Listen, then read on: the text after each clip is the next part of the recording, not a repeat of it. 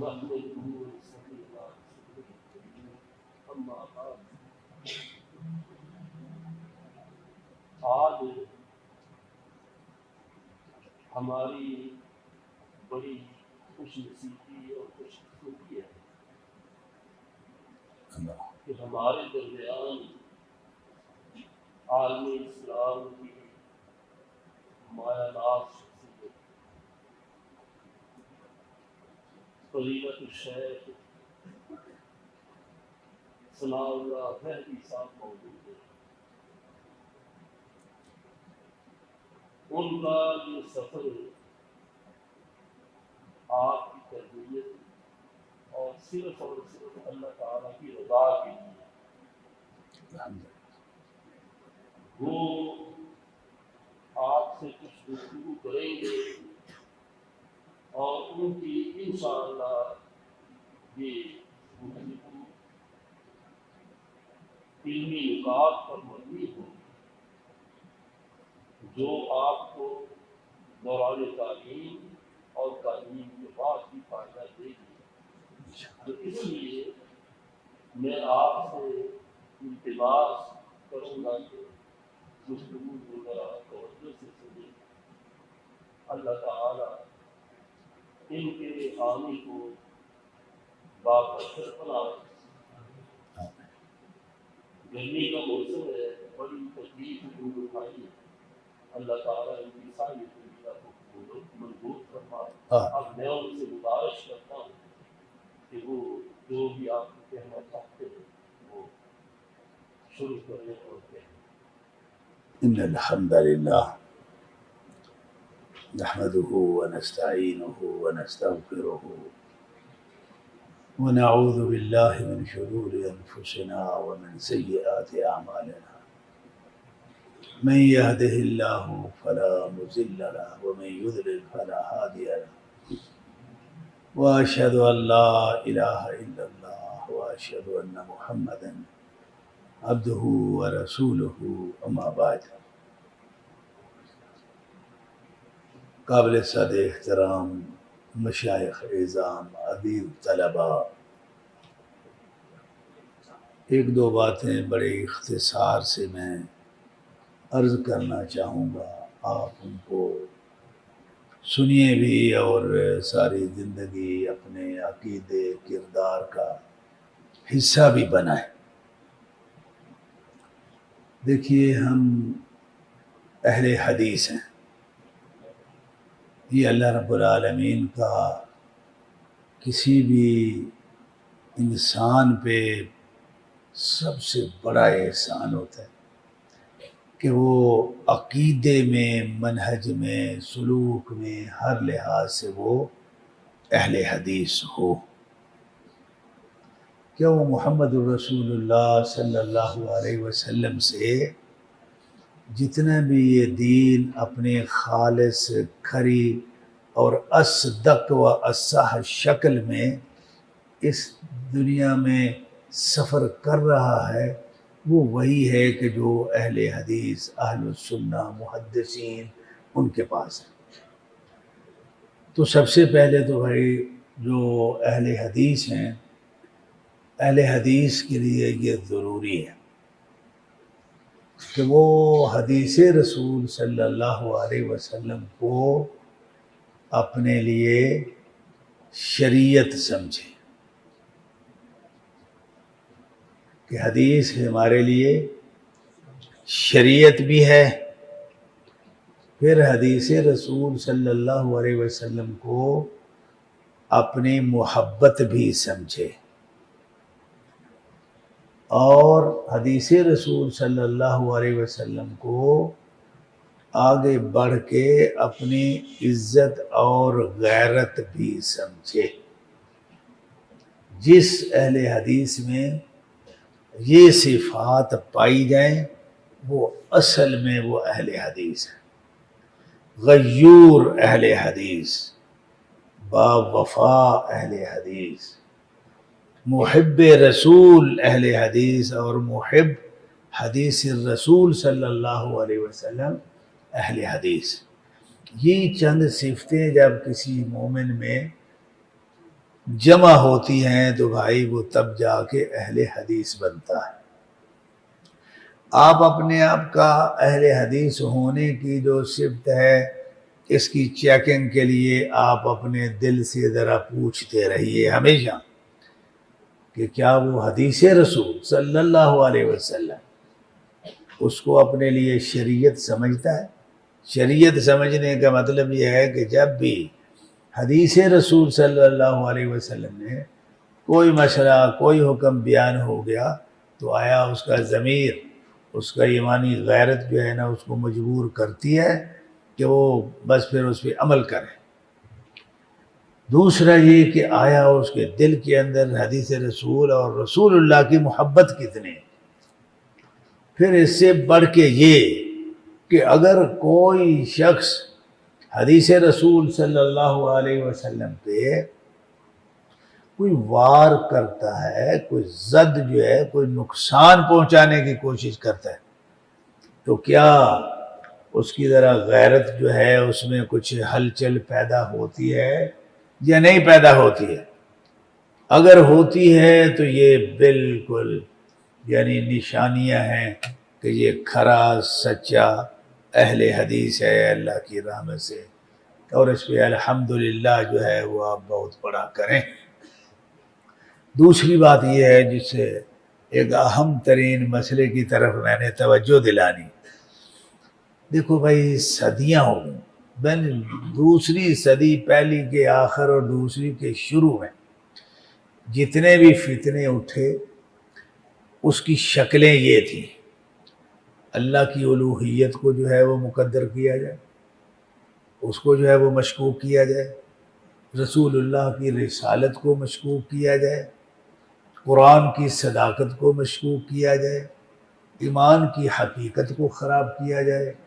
یہ جتنے بھی فتنے ہیں اس وقت کے، اس کا مقصد یہ تھا کہ کہیں اللہ کی الوہیت پہ اللہ کے مقابلہ میں علی کو اللہ بنایا جا رہا ہے، کبھی یہ فکر کہ وہ جی جبرائیل رسالت تو ادھر بھیجی گئی تھی وہ ادھر دے کے چلا گیا، کبھی جی خلافت کا تو یہ حقدار ہے اور یہ فلاں لے اڑا، کہیں یہ کہ قرآن جو ہے یہ اللہ کی یہ جو الفاظ ہیں قرآن کے یہ اللہ کی کلام نہیں ہے، اللہ جو ہے وہ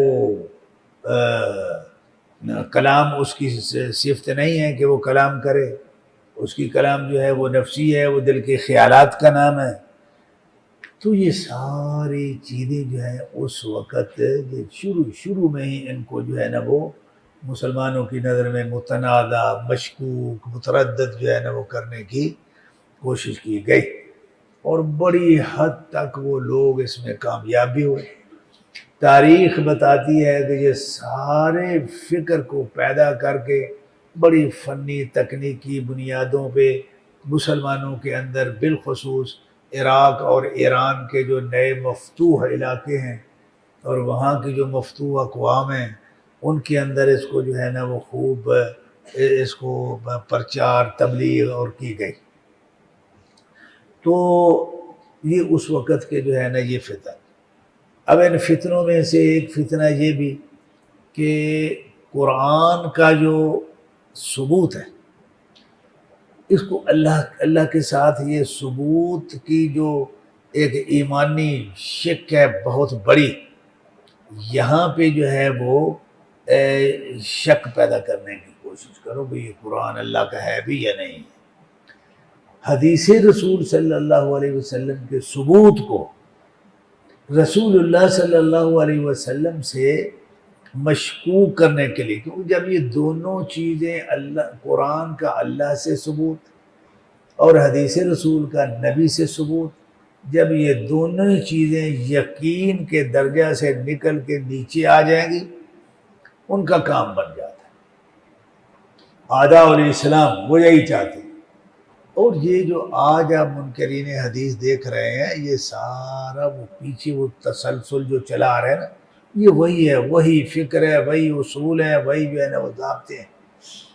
تمہارا حدیث رسول صلی اللہ علیہ وسلم کو اللہ کے رسول صلی اللہ علیہ وسلم سے یہ جو اثبات ہے، جو محدثین نے حدیثیں اللہ کے رسول سے ثابت کی ہیں، اس ثبوت کو مشکوک کرنے کے لیے دو اصطلاحوں کو علمی بحث میں جو ہے وہ شامل کیا گیا، ایک متواتر کی اصطلاح کو اور ایک خبر واحد کی اصطلاح کو۔ یہ منطقیوں کی اصطلاحیں ہیں، یہ محدثین کی اصطلاحیں نہیں ہیں۔ آپ پہلی صدی میں چلے جائیں، کسی محدث کی جو حدیث میں عمل ہے، تحقیق ہے، ریسرچ ہے، اور اس پہ جو حکم لگاتے ہیں، کبھی بھی ان علماء نے یہ نہیں کہا ذکر کر کے حدیث کو کہ ھذا حدیث متواتر، ھذا حدیث خبر واحد، یہ ان کی اصطلاح نہیں۔ حدیث کی تخریج تحقیق کے بعد جو حدیث پہ حکم لگایا جاتا ہے، آپ محدثین کی زندگی میں آج بھی آپ کو یہ استعمال نہیں ملے گا۔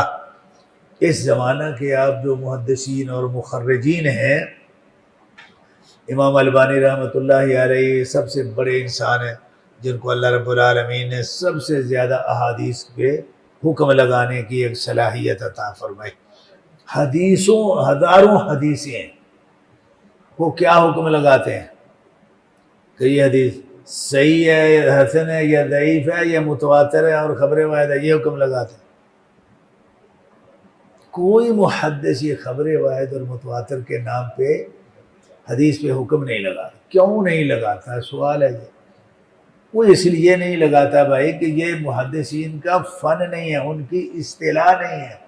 جب ان کی اصطلاح نہیں ہے تو وہ تطبیق کیسے ہوگی اس کی؟ وہ اس کی تطبیق کیسے کریں گے؟ صحیح ان کی اصطلاح ہے، وہ تطبیق کر رہے ہیں، آج تک کر رہے ہیں۔ حسن، ضعیف، مرسل، معضل وغیرہ وغیرہ، یہ مرفوع، موقوف، یہ ساری ان کی اصطلاحیں ہیں جن کا استعمال آج تک چلا آ رہا ہے۔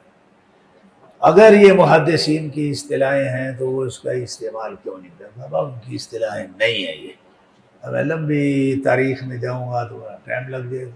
یہ منطق اور فلسفے سے یہ اصطلاحیں لی گئی ہیں، اور ان لوگوں نے ان اصطلاحات کو بنا سنوار کے ایک تعریفیں لگا کے جو ہے وہ اس بحث میں داخل کر دیا کہ تاکہ حدیث کا جو ذخیرہ ہے، حدیث کا جو تعلق ثبوت اللہ کے رسول صلی اللہ علیہ وسلم سے ہے، یہاں سے یہ لائن کاٹو۔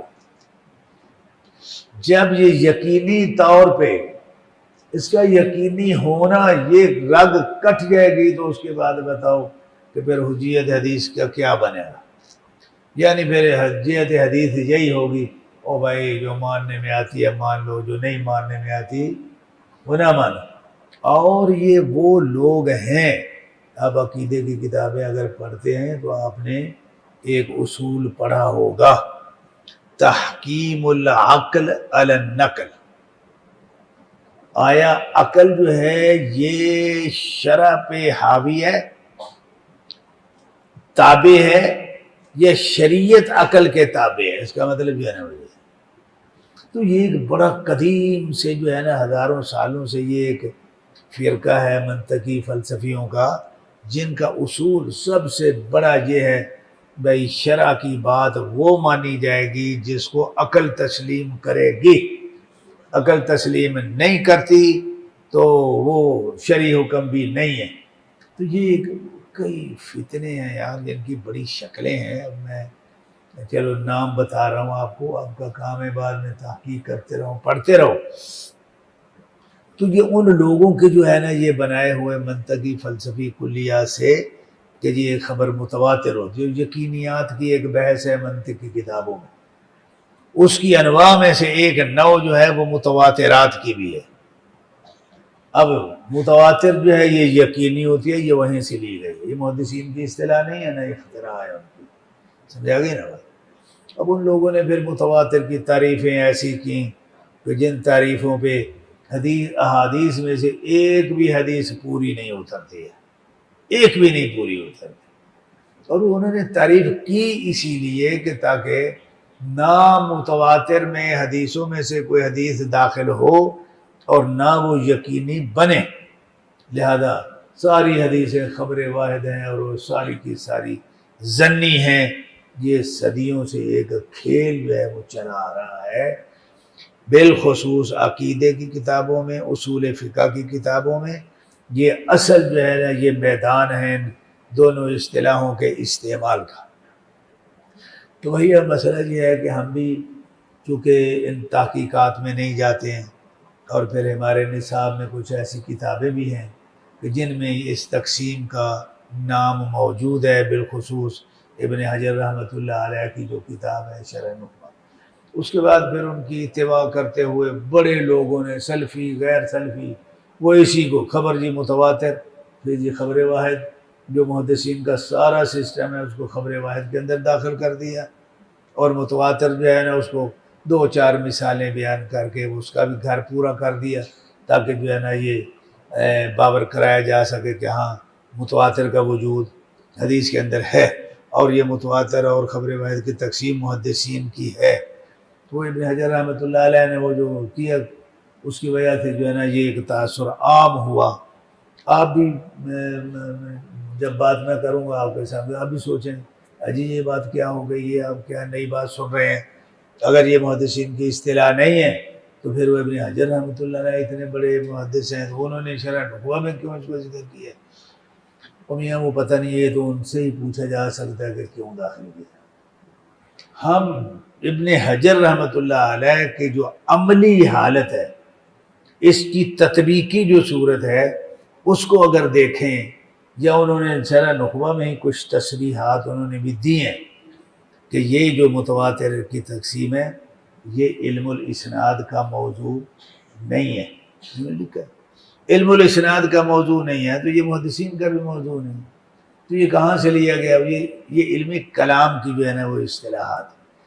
پھر ابن حجر رحمۃ اللہ علیہ انہوں نے ساری زندگی ہزاروں حدیثوں پہ حکم لگایا، بڑی خدمات ہیں ان کی رحمۃ اللہ علیہ، تخریج تحقیق حدیث میں بڑی لمبی زندگی انہوں نے گزاری۔ سارے ذخائر ان کے اگر آپ حدیث کے پڑھ سکیں تو پڑھ لو، اس میں کہیں پہ انہوں نے کسی حدیث کی تخریج اور تحقیق کے بعد یہ حکم، ہاں جی یہ حدیث متواتر ہے، یہ حدیث خبر واحد ہے، یہ حدیث صحیح ہے، ایسے نہیں کیا۔ سب سے بڑا جو حکم لگایا ہے وہ صحیح کا، یعنی وہی اصطلاحیں جو علم حدیث کی محدثین کرام نے دوسری صدی سے لے کے جو ہے اس میں کام کیا ہوا ہے، انہی کے مطابق وہ احکامات لگا دیں۔ متواتر اور احاد کا نہیں حکم لگاتے، کیوں نہیں لگاتے؟ یہی بات ہے جو میں نے آپ کو سمجھانا۔ بھائی اس لیے نہیں لگاتے ہیں کہ یہ دونوں اصطلاحیں محدثین کی اصطلاح نہیں ہے، بلکہ صرف ان کی بات نہیں ہے، باقی کا بھی یہی حال ہے۔ اب امام ذیلی رحمۃ اللہ علیہ وہ ہدایت کی حدیثوں کی انہوں نے تخریج کی، جس کا نام کیا ہے اس کتاب کا، جس کو نام یاد ہے بھائی کو، ہدایت کی جو تخریج ہے نصب الرایہ اس کا نام ہے۔ اب یہ سارے ماتریدی ہیں، یہ عقیدے میں جاؤ گے تو پھر وہی متواتر احاد کا جھگڑا لے کے بیٹھ جائیں گے، جی یہ حدیث متواتر نہیں ہے اس لیے عقیدے میں حجت نہیں ہے۔ جب حدیث پہ بات کریں گے تو وہی اصطلاحیں استعمال کریں گے جو محدثین کی اصطلاحیں ہیں۔ تو یہ بڑا عجیب سا ایک جو ہے نا یہ ماحول بنا ہوا ہے۔ تو میں مختصر بات کر کے آپ کو اتنا بتا دوں کہ بھائی اول متواتر اور خبر واحد یہ محدثین کی اصطلاحیں نہیں ہیں۔ دوسری بات یہ کہ اچھا جی انہوں نے تو یہ دو اصطلاحیں اس لیے بنا دی کہ جس سے آپ کو علم حاصل ہو سکے کہ آیا یہ حدیث کا ثبوت نبی صلی اللہ علیہ وسلم سے یقینی ہے بھی یا نہیں، تو انہوں نے یقینی کے لیے متواتر کا لفظ اصطلاح بنا لی۔ تو محدثین کے ہاں، اہل حدیثوں کے ہاں، اہل السنہ کے ہاں کسی بھی حدیث کا ثبوت اللہ کے نبی صلی اللہ علیہ وسلم سے معلوم کرنے کے لیے کوئی سسٹم ہے یا نہیں؟ اگر بات تو ہے نا، ضرورت تو اس کی پڑتی ہے، تو ان کا پھر کیا سسٹم ہے؟ بڑا مضبوط سسٹم ہے بھائی، اور بڑا قابل قدر، اور ایسا مضبوط سسٹم ہے جس کو آپ چیلنج نہیں کر سکتے، عام فہم ہے، تطبیق ہے اس کی۔ وہ یہ ہے کہ ہر وہ حدیث جو اللہ کے رسول صلی اللہ علیہ وسلم سے مروی ہوتے ہوئے 14 صدیاں گزر گئیں، اس دوران نہ کسی محدث نے اس کو ضعیف کہا اور امت بھی اس پہ جو ہے وہ عمل کرتی چلی آ رہی ہے، یہ حدیثیں ساری قطعی ہیں۔ کیوں؟ بے دلیل اجماع علی صحتها و بے دلیل اجماع الامہ علی الاحتجاج بها، یہ دو اجماع کے تناظر میں جو ہے یہ ساری حدیثیں قطعی ہیں، اور یہ کوئی 150 نہیں ہے، یہ ہزاروں حدیثیں۔ سمجھ آگے بات کی؟ اب آپ بھائیوں نے عقیدہ جو رکھنا ہے وہ یہ رکھنا ہے کہ بھائی آیا جن حدیثوں کو ہم پڑھاتے ہیں، جن میں صحیح بخاری بھی ہے، مسلم بھی ہے، دوسری کتب بھی ہے، تو ان حدیثوں کو ہم کس حد تک یقینی سمجھیں کہ اللہ کے رسول صلی اللہ علیہ وسلم کا یہ فرمان ہے، یا وہ احتمال میں رہنا ہے کہ ہاں جی وہ ظن غالب ہے کہ یہ صحیح ہیں۔ اچھا تو ظن مغلوب کیا ہے؟ ظن مغلوب کیا ہے؟ ظن مغلوب یہ ہے کہ جی یہ جھوٹ بھی ہو سکتی ہے، خطا بھی ہو سکتی ہے، راوی کو نسیان بھی ہو سکتا ہے، راوی کو غلطی بھی لگ سکتی ہے۔ اب یہ ایک ہی حدیث کے میں دو طرح کے عقیدے جو رکھ دیے گئے کہ لو بھئی یہ ان کی ثبوت ظنی ہے۔ ظنی کا معنی یہ ہے کہ نصف سے زائد احتمال یہ ہے کہ یہ سچ ہو، باقی جو ہے وہ 40% لگا لو، 30% لگا لو، 25، 20، 5% وہ احتمال یہی ہے کہ یہ جھوٹ بھی ہو سکتی ہے، غلطی بھی ہو سکتی ہے، خطا بھی ہو سکتی ہے، اور اس احتمال کو بھی آپ نے ذہن میں رکھنا ضروری ہے۔ اتنی بات نہیں ہے کہ آپ سے نہیں کہا کہ آگے کیوں نکل جائیں گے آپ؟ اگر آپ نے یہ احتمال جو مناقض ہیں، جو خطا کے ہیں، جو کذب کے ہیں، اگر اس احتمال کو اگر آپ نے اپنے دماغ میں جگہ نہیں دینی تو پھر تو وہ یقینی ہوگی، آپ نے یقین مان لیا اس کو۔ ظنی تو تبھی مانیں گے نا جب دونوں احتمال اس میں آپ مانیں گے تو بھائی یہ عجیب سا مخلوطہ ہے یہ ان لوگوں نے بنا کے دے دیا، اس کا واقع کے ساتھ کوئی تعلق نہیں ہے، یہ واقع سے اس کا تعلق نہیں ہے، ہوتا نہیں ہے، ایسے ہو سکتا نہیں ہے، اگر کوئی کرے تو یقین کرو اس کا ایمان ہی نہیں ہے۔ اور یہ سارا جو ہے وہ علمی میدان میں یہ بات پھیلا کے زبردستی اگر کوئی اس کے خلاف بات کرے تو اس کے خلاف وہی پراپی گنڈا تان و تشنی اللہ کہ وہ بات کوئی دوبارہ کر نہ سکے، یہ ماحول پیدا کر کے، یہ ماحول آج بھی پیدا کیا جاتا ہے۔ جب کسی کے خلاف بات کرتے ہیں تو اس کے جو سارے چمچے چانٹے ہوتے ہیں فوراً دیکھیں وہ نیچے ایسی باتیں لکھیں گے کہ آپ وہ جو آپ نے پوسٹ لگائی ہے وہ ڈیلیٹ کرنے پہ جو ہے نا مجبور ہو جائیں گے۔ یہ حال پہلے بھی تھا، یہ آج کا کوئی نیا مسئلہ نہیں ہے، سمجھائی نہیں یہ بات؟ یہ جتنا بھی یہودی عیسائی سسٹم ہے پرانا، بالخصوص یہودی، یہ اس کا سب سے بڑا رکن ہے کہ جناب جھوٹ کو جو ہے نا وہ سچ بنانے کے لیے اور سچ کو دبانے کے لیے گالی گلوچ، اور اس کی مثال ابن حزم رحمۃ اللہ علیہ کی مثال بڑی واضح مثال ہے۔ انہوں نے وہ واحدہ دے، اور میں سچی بات ہے کہ بہت مجھے عقیدت ہے ان سے، اس ماحول میں، جس ماحول میں خبر واحد کو کسی بھی صورت قطعی یقینی کہنا، یہ یعنی اس کا مطلب یہ تھا کہ اب آپ جو ہے بس تیار ہو جائیں، پھر اب دیکھیں کہ آپ کا حشر کیا ہوتا ہے۔ تو ابن حزم رحمۃ اللہ علیہ نے علیہ احکام میں اس پہ بڑا تفصیلی لکھا اور یہ کہا کہ محدثین کے ہاں جو بھی حدیثیں بالاتفاق صحیح ہوتی ہیں وہ ان کا ثبوت اللہ کے رسول صلی اللہ علیہ وسلم سے یقینی ہے، قطعی ہیں وہ۔ اور اس چیز نے ابن حزم رحمۃ اللہ علیہ پہ اللہ اکبر سب اور شتم اور پتہ نہیں کیا، یہ ظاہری ہے، یہ حشوی ہے، یہ پاگل ہے، اس کا دماغ نہیں ہے۔ فقہا کی لسٹ سے نکالو جی یہ ظاہری ہے، جو ظاہری ہوتے ہیں وہ فقیہ نہیں ہوتے. یہ پتہ نہیں یہ کیفیت جو ہے نا پیدا کر دی ہے لوگوں نے. تو بات یہ ہے، یعنی یہ صورتحال بتاتی ہے کہ یہ جو متواتر اور احاد جو ہے نا وہ چلا آ رہا ہے، تو اس کی ایک وجہ جو ہے نا وہ یہ بھی ہے. ایک وجہ تو ہے کہ خود آدمی خود بھی مغالطے میں پڑ جائے. دوسری بات یہ بھی ہے کہ چلو اس نام کو استعمال کرتے جائیں تو کسی ذریعے سے کسی بھی دوسرے دروازے سے حدیثوں کو قطعی بھی کر دیا جائے، جس طرح کہ ابن حجر رحمۃ اللہ علیہ نے شرح نخبہ میں کیا ہے کہ ٹھیک ہے جی خبر واحد ہیں، لیکن خبر واحد دو طرح کی ہوتی ہے، محتف بالقرائن ہوتی ہے، غیر محتف بالقرائن ہوتی ہے. محتف بالقرائن جو ہوتی ہے وہ بہرحال قطعی ہو جاتی ہے، اور محتف بالقرائن میں انہوں نے احادیث صحیحین کو بھی جو ہے نا وہ شامل کر لیا. یعنی اس طرح پہ آ کے انہوں نے کافی سارا معاملہ کور کیا ہے. اگر نہ کرتے تو یہ ان کا موقف جو ہے نا بڑا نقصان دہ ہوتا.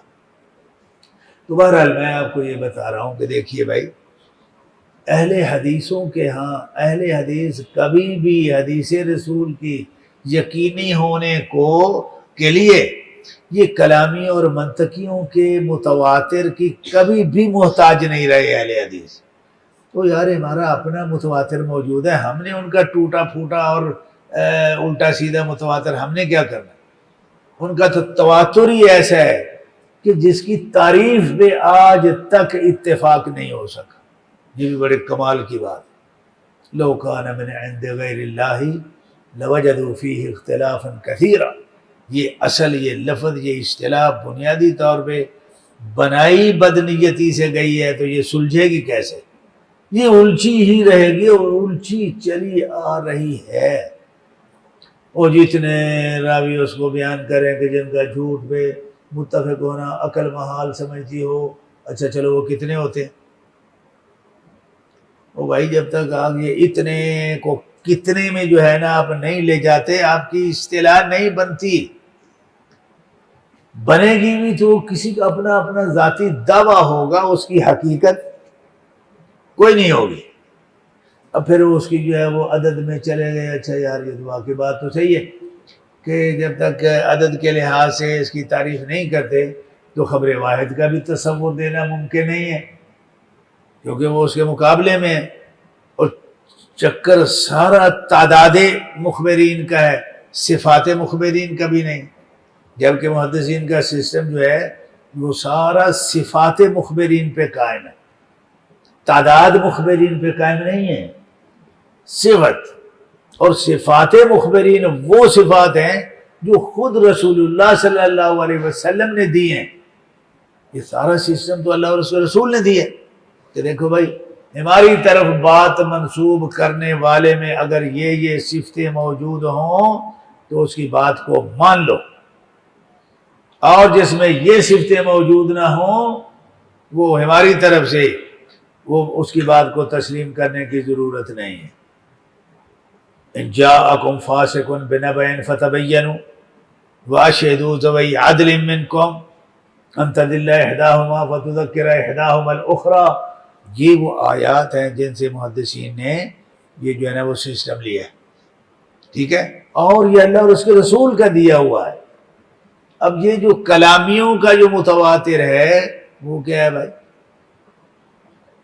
اب وہ تعداد میں پھر گئے مجبوراً، کسی نے کہا 10 ہے، کسی نے کہا نہیں یار 70 ہے، کیونکہ متواتر کی تعریف عدد کے حساب سے وہ کرنی ہے کہ جس کے ساتھ آگے 2-3 شرطیں پوری ہوں. ایک تو اتنے عدد کا جھوٹ میں متفق ہونا عقل محال سمجھتی ہو، اور دوسرا پھر جو ہے نا وہ مفید للیقین ہو. سردیاں گزر گئی ہیں اسی بیٹھک پہ، اور کتنے ہوں اتنے ہوں 70 ہوں. ہمارے نے کہا نہیں یار 70 نہیں.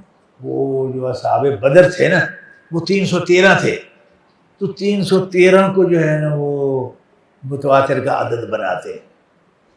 دیکھو فلسفہ دیکھو، وہ 313 تھے تو وہ بھائی 313 بنا دو.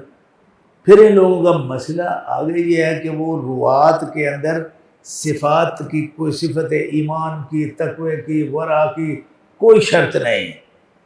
عامت الناس بازار میں جو پھر رہے ہیں بس اسی طرح کے جو ہے تو بھائی یہ عدد پہ بات کرتے کرتے کرتے پتہ نہیں کہاں تک پہنچے. امام شوکانی رحمۃ اللہ علیہ نے ارشاد الفحول میں جو ہے نا وہ بڑی اچھی جو ہے نا وہ بات فرمائی. انہوں نے فرمایا یہ سارے تعداد بیان کر کے انہوں نے کہا یار بات یہ ہے کہ بڑے تعجب کی بات ہے،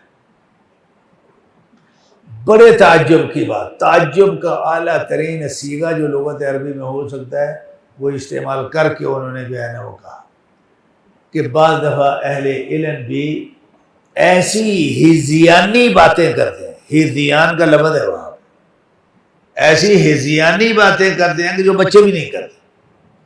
کیا مناسبت ہے 313 کی جو ہے نا وہ خبر کے قطعی ہونے کے ساتھ، تواتر ہونے کے ساتھ؟ تمہارا یہ بھائی سارا سسٹم جو ہے نا میں تیز و تیز اشارے دے کے میں آگے نہیں کر رہا ہوں، باقی ساری تفصیلات اس کتاب کے اندر موجود ہیں، وہ میں دے جاتا ہوں، آپ جو ہے نا اس کو پڑھتے رہیے. تو بہرحال آخری دو باتیں آپ نے ذہن میں رکھیں. ایک یہ ہے کہ کسی بھی حدیث کو یقینی کہنے کے لیے ہمارے منہج کے اندر، سسٹم کے اندر پورا طریقہ کار موجود ہے، اور وہ کیا ہے؟ اور وہ یہ ہے کہ حدیث کو دیکھو کہ اگر وہ محدثین کے ہاں بالاتفاق صحیح ہے تو یہ قطعی ہے. اس میں وہ کلامیوں کے تواتر کا اطلاق ہوتا ہے یا نہیں ہوتا؟ اس کے معیار، اس کا تو معیار، تعریف جب نہیں کوئی بنی تو معیار کیا ہوگا؟ معیار کی بنیاد تو تعریف ہوتی ہے. جب تعریف متعین نہیں ہے تو کیا معیار ہے اس کا؟ کیا اس کو کہیں گے کہ یہ متواتر ہوئی ہے یا نہیں ہوئی؟ وہ تو ایک لغو سا جو ہے وہ بن کے رہ گیا ہے وہ سب کچھ. بہرحال ہم اس کے محتاج نہیں ہیں بھائی. اور اگر تواتر کا لفظ استعمال کرنا ہی ہے تو پھر یہ محدثین کا جو سسٹم ہے بہترین یہ وہ موقع ہے کہ جس میں ہم تواتر کا لفظ بھی استعمال کر سکتے ہیں. یعنی تواتر المحدثین اس کو جو ہے نا وہ کہنا ہو تو پھر اس سے بہتر فی الواقع حقیقی مفید للیقین مفہوم بالفہم والعقل اور قابل تطبیق متواتر اور کیا ہوگا کہ یہ کہا جائے کہ جی جو احادیث اللہ کے رسول صلی اللہ علیہ وسلم کے زمانے سے ہم تک اس حال میں پہنچی ہیں کہ محدثین کا ان کی صحت پہ اجماع ہے، یہ ساری کی ساری قطعی ہیں. اور یہی صورت جو ہے اس صورت کا نام تواتر بھی ہے. تواتر اسی کو کہتے ہیں جس کا ہم پنجابی میں ترجمہ اردو میں کرتے ہیں پے در پے، یعنی یکے بعد دیگرے. تو یار ایک حدیث جو ہے وہ چلتے چلتے 14 صدیوں کا سفر طے کر کے بھی ہم تک جو پہنچی ہے صحیح شکل میں، تو تواتر اور کیا ہوتا ہے بھائی؟ یہی تواتر ہوتا ہے. لغت اسی کو تواتر کہتی ہے. تو متواتر بھی کہنا ہے تو یہی متواتر ہے. اور اس طرح کی ہزاروں حدیثیں موجود ہیں جن میں بالخصوص صحیحین کے مجموعے. اب اس میں بعض اہل علم نے جن احادیث پہ کلام ہے کچھ اس کو مستثنا 150-200 بنتی ہیں، اتنی ہیں. چلو باقی 9-10 ہزار حدیثیں جو ہیں مجموعی طور پہ ساری بھی تفصیل اکٹھی کریں تو اس سے بھی زائد ہے. یہ ساری کی ساری اللہ کے رسول صلی اللہ علیہ وسلم سے ان کا ثبوت قطعی ہے. اس لیے بڑا قدیم سے یہ جو ہے نا یہ موقف چلا آ رہا ہے. اور اب عالم اسلام نے اسی موقف کی بنیاد پہ یہ موقف اپنایا گیا ہے کہ بھائی صحیحین کی حدیثیں تو بالخصوص قطعی ہیں، لیکن بالعموم ہم ہر وہ حدیث جو محدثین کے ہاں بالاتفاق صحیح ہے وہ ساری قطعی ہیں، اور ان سب سے عقیدہ بھی ثابت ہوتا ہے، عبادات بھی ثابت ہوتی ہیں، شریعت کا ہر حکم اس سے جو ہے وہ ثابت ہوتا ہے. اور اس موقف پہ کو اختیار کرنے والے ابھی سینکڑوں علماء، بلکہ میں نے اس کتاب میں ایک فصل وہ قائم کیا ہے کہ جس میں کوشش کی ہے کہ میں تلاش کروں کہ اس کی قطعیت کے موقف والے کتنے علماء ہیں. تو 525 علماء قدیماً و حدیثاً ان کو میں نے یہاں ان کے باحوالہ ذکر کیا. ذکر میں نے اس کو کیا جس نے کہیں لکھا ہے. اگر کہیں میں نے لکھا نہیں ہے لیکن میرا عقیدہ یہ ہے، اس کو میں نے درج نہیں کیا. میں نے جو بھی لکھا ہے درج کیا ہے وہ ہے کہ جو کسی نے اپنے کسی نہ کسی کتاب میں، مضمون میں، مقالے میں لکھا ہے اس پہ کہ ہاں یہ حدیث قطعی ہے، ان کا میں نے اندراج کیا. جو 525 تک ہے یہاں پہ، ابھی مزید اور بھی کئی جمع کر رہے ہیں انشاءاللہ اگلی طبع کے لیے.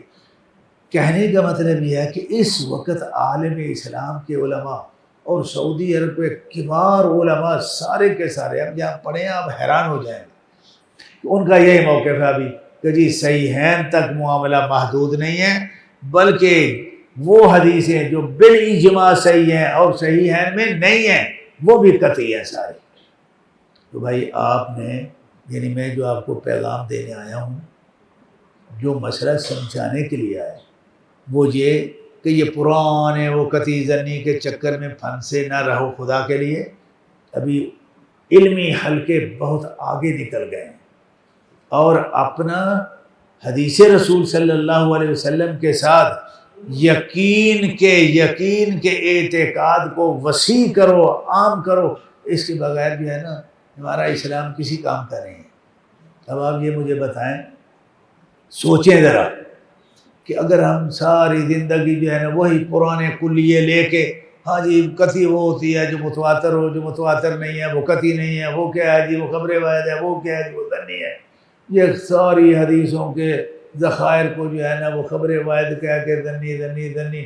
اور ظنی کا معنی یہ ہے، میں بار بار سن لو، ظنی کا معنی یہ ہے کہ آپ نے کسی بھی خبر کے بارے میں 50% سے زائد یہ عقیدہ رکھنا ہے کہ یہ سچ ہے، صدق ہے. باقی آپ نے یہ عقیدہ رکھنا ہے کہ یہ جھوٹ بھی ہو سکتا ہے، یہ غلط بھی ہو سکتا ہے، یہ نسیان بھی ہو سکتا ہے. یار یہ کیڑا عقیدہ ہو بھائی، یہ کہ اس عقیدے نال اسی کتنے جاواں گے؟ کیوں شاید یہ عقیدہ یار. اللہ تعالیٰ معاف کرے کہ ساری زندگی پڑھ آگے دنی دنی دنی، اور قیامت کے دن اللہ کے رسول صلی اللہ علیہ وسلم کے سامنے جائیں حوض کوثر میں پانی پینے کے لیے، اور وہ فرمائے ہاں مولوی گل کر، وہ تینوں ساری زندگی میری ایک حدیث سے بھی یقین نہیں ہویا. یہ سب کچھ پیش آنا ہے آگے جو آج ہم کر رہے ہیں نا، چاہے عقیدہ رکھیں یا عمل کریں، سب کچھ اس سے آگے جو ہے نا یہ ہمارے سامنے آنی ہے یہ باتیں. اور یہ کتنے خسارے والی بات ہے واقعتاً کہ یار ساری زندگی پڑھ کے پڑھا کے، اور پھر وہ ساتھ ظنی جی ہاں جی یہ آدھے سے زیادہ صدق ہے، باقی کذب ہے، آدھے سے زیادہ صدق ہے، باقی سارا کذب ہے، جھوٹ ہے، خطا ہے، غلطی ہے، نسیان ہے. یہ کیڑا علم ہے ہو بھائی؟ کیا شریعت ایسی دلیلوں کے ذریعے ساری عمر مشکوک چیز کو پڑھاتے رہے؟ مشکوک پڑھاتے نہیں رہے، شک پیدا کرتے رہے. اس میں بڑی بڑی عجیب و غریب جو ہے نا وہ کہاوتیں ہیں جی. میں آپ کو شیخ بتاؤں، چلو اب بتانے میں کیا عرض ہے یار، لکھنے والے نے لکھ دیا تو ہم بتانے پہ کیوں جو ہے وہ جھجکیں. ابن سلام رحمۃ اللہ علیہ انہوں نے یہ مقدمہ ابن سلام میں صحیح کی بحث میں ایک مسئلہ یہ بھی بیان کیا ہے کہ احادیث صحیح ہیں جو ہے یہ قطعی ہے. قطعی اس لیے ہے کہ ان کی صحت پہ اجماع ہے، اور علماء فقہاء مجتہدین کے ہاں اجماع جو ہے یہ قطعیت کے اقوا جو موجبات ہیں ان میں سے ایک ہے.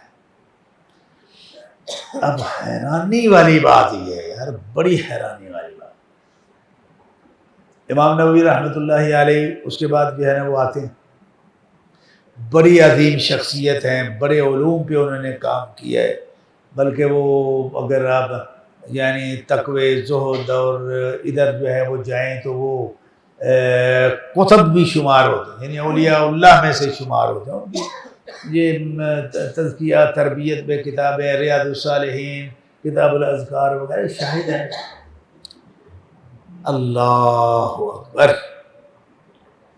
انہوں نے صحیح بخاری کی شرح میں مقدمہ میں ابن سلام رحمۃ اللہ علیہ کا قول بیان کرنے کے بعد انہوں نے کہا جی یہ صحیح ہے ان کی حدیثیں کوئی قطعی نہیں ہے، یہ ساری ظنی ہیں، اس لیے ظنی ہے کہ یہ خبر واحد ہے۔ اچھا اب صاحب پھر صحیح مسلم کی شرح کے مقدمہ میں پھر یہی بات، وہ بزرگوں یہ کری آخری چلو کافی ہو گیا، دو ہو گئی۔ پھر مقدمہ ابن الصلاح کی انہوں نے دو اختصار کیے ہیں، جو کہ جب کریں گے تو یہ مسئلہ اس میں مقدمہ ابن الصلاح میں ہے، وہاں تعلیق تو لگانا پڑے گی۔ پھر ان دو کتابوں میں جو ہے پھر کہ نہیں یہ ظنی ہے اس لیے کہ یہ خبر واحد ہیں، اور یہ جو ابن الصلاح رحمۃ اللہ علیہ نے فرمایا نا کہ اجماع بموجب اجماع ان کی قطعیت انہوں نے کہا ہے، تو یہ اجماع ان کی صحت پہ نہیں ہے، یہ اجماع ان کے حجت ہونے پہ ہے، اور حجیت پہ اجماع وہ صحت کو لا یستلزم۔ بزرگوں نے جناب 4 کتابوں میں جو ہے نا ان الفاظ سے مراد کر۔ اب مجھے بتائیے اب کیا کرنا چاہیے؟ یہ اس لیے میں بیان کر رہا ہوں کہ یار کسی زمانے میں کبھی یہ صورتحال اتنی خطرناک تھی۔ یہ جو ہے شرح نخبہ جو ہے اس میں ایک حنفی عالم ہے 10ویں صدی کے شاید ہیں ابن الحنبلی، انہوں نے اس پہ ایک حاشیہ لکھا ہے کفو العصر کے نام سے، جہاں امام ابن حجر رحمۃ اللہ علیہ نے یہ احادیث صحیحین کی قطعیت کو ذکر کیا ہے۔ وہ کہتے ہیں کہ راجے یہی ہے ہمارے پاس، وہ نیچے لکھتے ہیں کہ الارجح عند سائر الحنفیہ، یا تو اپنی گل کر لو بزرگو، تسی سارے حنفیاں نو وچ پاتا ہے، انہیں اگر سارے سارے حنفیاں دا عقیدہ یہ ہے کہ خبر واحد نے یہ ظنی نے۔ اللہ اکبر بھائی، میرا خیال ہے آپ کو سمجھ آ جانی چاہیے کہ میں کیوں یار گھر گھر جا رہا ہوں، اپنے مدرسے جا رہا ہوں، کہ یہ قضیہ جو ہے نا احادیث صحیحہ کی ظنیت کا قضیہ جو ہے یہ کوئی معمولی قضیہ نہیں ہے، یہ بڑا خطرناک قضیہ ہے۔ اور اس کی خطرناکی اب یہی ہے نا کہ یہ خبر واحد ہے، چلو خبر واحد کہہ لے یار کوئی مسئلہ نہیں، لیکن یہ صرف ظنیت کے خبر واحد اور ظنی کا معنی بھی یہ ہے بھائی، اس کو ہم نے آدھے سے زائد اس کو اتنے فیصد سچ مان لو، اس کے علاوہ باقی سارا جھوٹ مانو۔ وہ کیوں مانے جھوٹ یار؟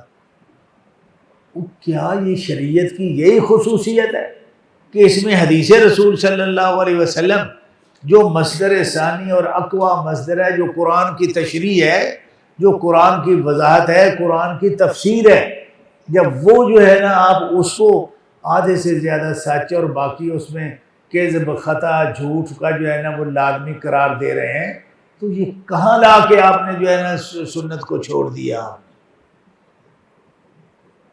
کیا اللہ اور اس کے رسول جو ہے وہ اس طرح کی دلیلوں سے اپنا دین جو ہے نا وہ لوگوں کو سکھاتے اور پڑھاتے ہیں؟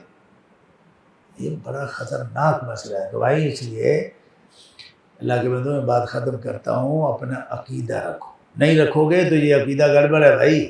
ظنی اگرچہ آپ کو پتہ نہیں ہے کہ ظنی کیا ہوتی ہے، جو میں نے بتایا شاید اکثر کو پہلے نہیں پتہ تھا کہ یہ ظنی ہوتی کیا ہے، لیکن دیکھو جی وہ بڑی غلط جو چیز ہے، آپ اسی پہ جو ہے نا جب فوت ہو جائیں گے تو اللہ کے ہاں پھر حساب تو ہوگا، پھر ہمارا جو ایمان ہے اس ایمان کی قیمت تو اسی حساب سے پڑے گی نا جس طرح کا ہم نے رکھا ہوا۔ اب کہیں یا اللہ مجھے پتہ نہیں سی لگا ظنی کہ پتہ تین کیوں نہیں سی لگا بھی تو اتنے سال پڑھتے رہے، اتنے سال تو پڑھاتا رہا، انیاں کتابیں تو پڑھ چڑی، تینوں یہ نہیں سمجھ آئی کہ میں پہلے پتہ ہی کر لوا بھی جی دنی والی جی مینوں دین ڈے نے گولی کھوان ڈے نے ہے کی بڑا ہے، تینوں اینی بھی جی نہ سمجھ نہ آئی ہے پوری زندگی دن، پھر کی کرنا؟ اوکھا ہو جائے گا کم یار۔ تو یہ کام سوکھا کرنا دے میں تہاڈی خدمت وچ حاضر ہویا کہ بھائی اج تو بعد اے عقیدہ اپناؤ کہ ہر وہ حدیث، بار بار سن لو، ہر وہ حدیث جو محدثین کے ہاں بالاتفاق جس کی صحت میں اختلاف ہے اس کو سائڈ پہ ڈال دیں۔ جن حدیث کی صحت پہ امت کا اتفاق ہے، محدثین کا اتفاق ہے، یہ ساری قطعی ہیں اور یقینی ہیں۔ اس کے بارے میں وہ زنی دنی والا عقیدہ جو ہے نا وہ رکھ کے ہمیں اپنا دین نہ خراب کرو۔ اور یہ ہزاروں حدیثیں ہیں، بلکہ میں تو یہ میری سمجھ میں تو یہی آ رہا ہے، ہر وہ مسئلہ شریعت کا کہ جو مہمات شریعت میں سے ہے، جو بڑے بڑے جو احکامات ہیں ان میں جتنی روایتیں آپ کو ملیں گی وہ ساری بالاتفاق ملیں گی، آپ محدثین کے ہاں صحیح ہوں گی۔ یہی ہمارا عقیدہ ہونا چاہیے۔ باقی اس پہ تفصیلات جو ہے نا اس کتاب میں ہے، میں ہدیہ کر دیتا ہوں مشائخ کو، تو آپ بھی پڑھیں اور مشائخ بھی جو ہے نا اس کی وضاحت کلاس میں جو ہے نا وہ کریں، تاکہ ہم اللہ کے رسول صلی اللہ علیہ وسلم کے سامنے قیامت کے دن حوض کوثر پہ جب جائیں تو ان لوگوں میں نہ ہوں کہ جو زنی اور وہ جو ہے نا وہیں سے دھکے کھا کے پیچھے آنا پڑے۔ یہ بڑا سیریس کیس ہے، یہ کوئی معمولی بات نہیں ہے میرے بھائی۔ تو کچھ سوال ہو تو مجھے فرمائیے جی، میں حاضر ہوں۔ جواب آتا ہوگا تو دیں گے، نہیں آتا ہوگا تو مشائخ موجود ہیں، میں اکلا تھوڑا نہیں۔ اللہ یہ سوال نمبر 1، سماحت الشیخ حافظہ اللہ، آپ نے فرمایا کہ متواتر کو شیخ البانی رحمہ اللہ تک بھی استعمال نہیں کیا۔ قال فی الالواء نقل عن ابن ابی حاتم وفی الجملہ قال حدیث صحیح متواتر عن رسول اللہ صلی اللہ علیہ وسلم۔ دیکھو بھائی، یہ متواتر کا یا تواتر نقل عن النبی صلی اللہ علیہ وسلم، یہ جو استعمال ہے یہ بعض محدثین کا پہلے بھی، امام بخاری رحمہ اللہ نے بھی یہ الفاظ استعمال کیے، تو یہ تواتر لغوی تواتر مراد ہے۔ اب جی بھائی نے جو حوالہ نقل کیا ہے بتایا ہے اس میں یہی ہے کہ انہوں نے کہا کہ قال حدیث صحیح، پہلے صحت کا صحیح کا حکم لگایا جو اصل فنی حکم ہے، اس کے بعد جو ہے وہ اب عامت الروات اس کو بیان کرتے ہیں تو متواتر، وہ تواتر لغوی ہے۔ تواتر اصطلاحی اور تواتر لغوی میں فرق سمجھ لو بھائی، جب تک آپ یہ پوائنٹ نہیں سمجھتے آپ الجھے رہیں گے۔ ایک ہے کوئی لفظ جب اس کو ہم اصطلاح کہتے ہیں، اصطلاح ہم کب کہتے ہیں؟ اصطلاح تب کہتے ہیں کہ جب ہم اس کے لغوی معنی کو پورا رکھ کے، ادھورا رکھ کے، مزید فنی شروط اس کے اندر ہم زائد کرتے ہیں، فنی شروط زائد کرتے ہیں، اور وہ شرطیں اپنے اپنے مدلول کو جو ہے وہ اس پہ دلالت کرنے والی ہوتی ہیں، جو قاری جب پڑھتا ہے تو سمجھتا جاتا ہے، ٹھیک ہے نا۔ اب حدیث کو جو ہے نا وہ کہتے ہیں کہ یہ حدیث مرفوع ہے۔ اب مرفوع ہے، یہ محدثین کے یہاں مرفوع کس کو کہتے ہیں؟ ما ثبت عن النبی صلی اللہ علیہ وسلم من قولی و فعلی وغیرہ۔ اب دیکھو نا، اب یہ مرفوع ایک اصطلاحی لفظ ہے، جب اصطلاح میں جائیں گے اس کا معنی میں یہ ساری شکیں اعتبار کرنا ضروری ہے، لغت میں لے جائیں گے تو پھر ان ساری شرطوں کا اس میں وجود تسلیم کرنا ضروری نہیں ہے۔ فلان جو ہے وہ مرفوع القلم، اور جی یہ الفاعل مرفوع وغیرہ وغیرہ۔ تو یہ جہاں جہاں بھی محدثین نے کہیں متواتر عن رسول صلی اللہ علیہ وسلم یا تواتر نقل عن النبی صلی اللہ علیہ وسلم، یہ تواتر جو ہے یہ لغوی تواتر ہے، نہیں تو پھر ٹھیک ہے، یہ انہوں نے کس نے یہ ابن ابی حاتم سے یہ منقول ہے، تو آپ ذرا بحث کر کے دیکھیں کہ ابن ابی حاتم رحمۃ اللہ علیہ نے متواتر کا لفظ تو یہاں بیان کر دیا، لیکن متواتر کی تعریف کیا کی ہے؟ کیا ان سے کوئی تعریف اصطلاحی وہ بھی منقول ہے؟ نہیں، یہ عام لوگ بیان کرتے ہیں، عام لوگ بیان کرتے ہیں، یہ ایک لغوی سا متواتر ہے، اصطلاح اور چیز ہوتی ہے۔ چلو دوسرا سوال ہے جی العبرہ بعموم سبب لا بخصوص سبب، اس قاعدے کا درست مفہوم جو ہے وہ کیا ہے؟ اس کا جی مفہوم اتنا ہی ہے کہ کوئی حکم جو ہے نا وہ نازل ہوا ہے لیکن کسی مخصوص حادثے میں وہ ہوا ہے، لیکن شاعر نے جو الفاظ استعمال کیے ہیں وہ عموم کے کیے ہیں۔ تو عموم کا مطلب یہ ہے کہ وہ حکم عام ہیں، وہ جن حالات مخصوص حالات کے تناظر میں وہ آیات نازل ہوئی ہیں اس کی دلالت کو ہم اسی تناظر تک محدود نہیں رکھ سکتے، بلکہ وہ عام کا لفظ ہے تو پھر وہ عام ہی ہوگا۔ یہ قصہ بھی اس میں داخل ہے اور باقی قصص بھی اس میں شامل ہیں۔ مثال میرے ذہن میں نہیں ہے، نہیں تو میں وضاحت کر دیتا۔ تیسرا سوال ہے جی اجماع اب ممکن ہے؟ صحابہ کرام کے بعد کا اجماع معتبر ہے اور کیا یہ ممکن بھی ہے؟ ہاں یار ہے، کیوں نہیں ہے؟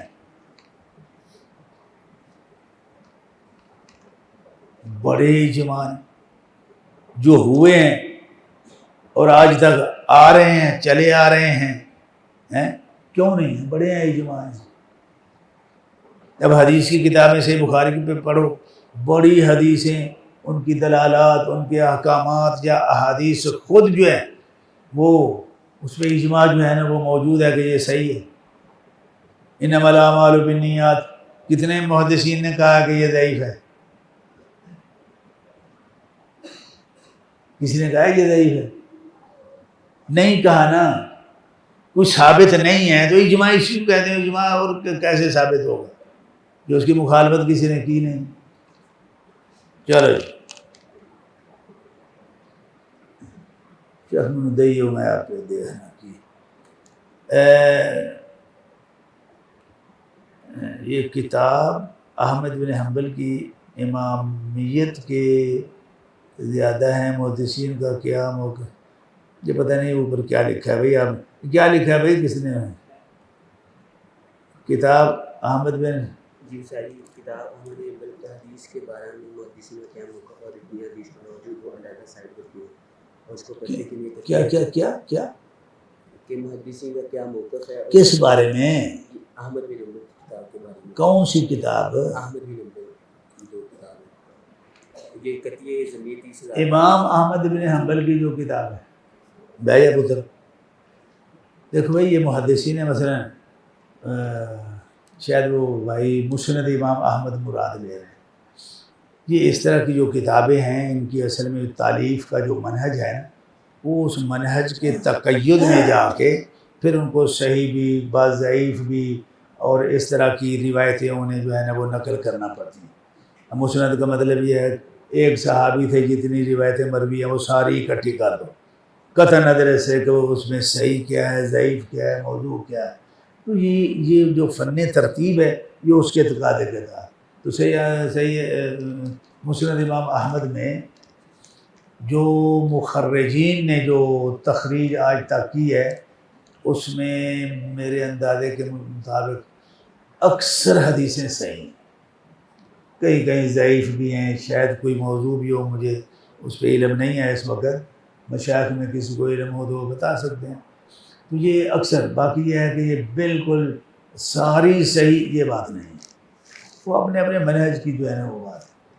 اب اسی طرح کتب ہیں، سنن ابن ماجہ ہے، جامع ترمذی ہے، یہ ہیں، یہ احادیث احکام کی کتابیں ہیں، تو اس میں پھر جو صحیح حدیثوں کے ساتھ بعض وہ حدیثیں کہ جن میں ضعف ہے لیکن کسی نے استدلال کیا ہوا ہے اس کو بیان کرنے کے لیے بھی وہ پھر بیان کر دیتے ہیں۔ تو یہ اپنے اپنے منہج میں اختلاف کی بات ہے۔